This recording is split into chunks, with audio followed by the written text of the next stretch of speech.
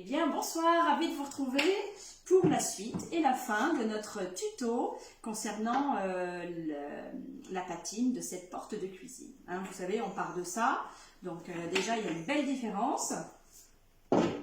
Et puis, en fait, je détourne un petit peu, j'en ai fait un petit objet de déco. Alors, qu'est-ce que j'ai fait? J'ai peint en ondé. Donc le ondé, il est là. C'est un gris, un très joli gris. Ensuite, j'ai mis un pochoir tout autour qui est le J'adore et en écume. Écume également que j'ai mis sur l'applique en métal. Et puis, j'ai patiné le tout, vous voyez. Et là, c'est dépatiné, partout c'est dépatiné. Et puis là, on va le faire ensemble, je vais vous montrer ce que c'est que la dépatine. La patine, déjà, là c'est un jus que j'ai mis Wenge qui va, c'est comme si le meuble, certes il a été peint, mais c'est comme s'il avait vécu. Hein, c'est toute la patine qui peut se mettre sur un meuble depuis des tas d'années.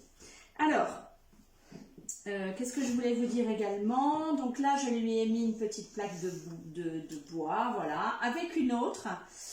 J'ai trouvé ça sympa. Et puis là, j'ai mis une ferrure que l'on retrouve sur les portes de cuisine, voilà, sur plein de choses que vous pouvez trouver en brocante, en magasin. Bon, c'est des petits accessoires parce que j'aime bien recycler en fait. Voilà, tout simplement. Donc, on en est là. Alors, on va dépatiner. Alors, dépatiner, c'est très simple. De toute façon, tout est très simple. Voilà. Hop. J'enlève mon applique puisque je lui ai mis, je la fais tenir par une petite vis. Et la dépatine. Donc, dépatine, je prends ma laine d'acier. 000 surtout pour ne pas griffer. Je vais la tremper dans l'eau, tout simplement. Pourquoi? Parce que c'est de la satinelle avec de l'eau et que ça tient bien. Donc, je fais sur les angles des petits mouvements circulaires comme ceci. Alors, c'est volontairement que j'en laisse dans les angles parce que, voilà, ça fait vraiment l'effet patiné par le temps. Et puis, ça ressort, vous voyez un petit peu, tout le veinage du bois, ça vient retracer ceci. Alors, on n'est pas obligé d'avoir envie de ça, hein. On peut très bien laisser le meuble peint tel qu'il est. Vous voyez, hop, j'enlève, je mouille, j'ai toujours ma laine d'acier mouillée. Et là, j'en laisse dans les angles parce que je trouve que ça fait plus vieilli. Voilà, et j'essuie. Donc, vous voyez, le surplus de la patine, en fait, il est là. C'est pour ça que ça ne sert à rien d'en mettre beaucoup, puisque vous l'enlevez ensuite. Mais ce qu'il va faire, c'est qu'il va tacher la peinture du dessous. Voilà, tout simplement.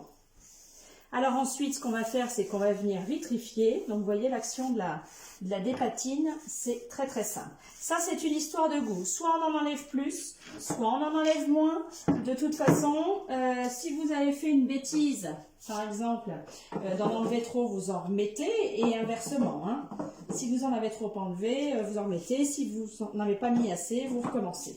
Voilà.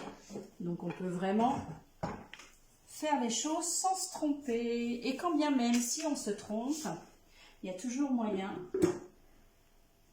voilà, de se reprendre. Écoutez, je ne sais pas ce que vous en pensez. Il me reste à faire l'intérieur. Je ne sais pas si je vais mettre des petites bougies, des chauffe-plats, je vais trouver une petite déco, mais voilà, je trouve ça sympa. Et puis surtout, on recycle, on customise à nos couleurs, à nos envies. Donc, voilà pour cette petite porte. Elle va avoir sa sœur jumelle à venir. Allez, on se retrouve pour le prochain tuto. Qu'est-ce qu'on fait? Eh bien, je vais aller chercher une table. Voilà, donc je pense que demain, on va faire une très belle table ovale ou ronde. Je ne sais pas comment elle est en fait. Donc voilà, je vous embrasse. Je vous dis à demain et surtout, n'hésitez pas pour vos commandes.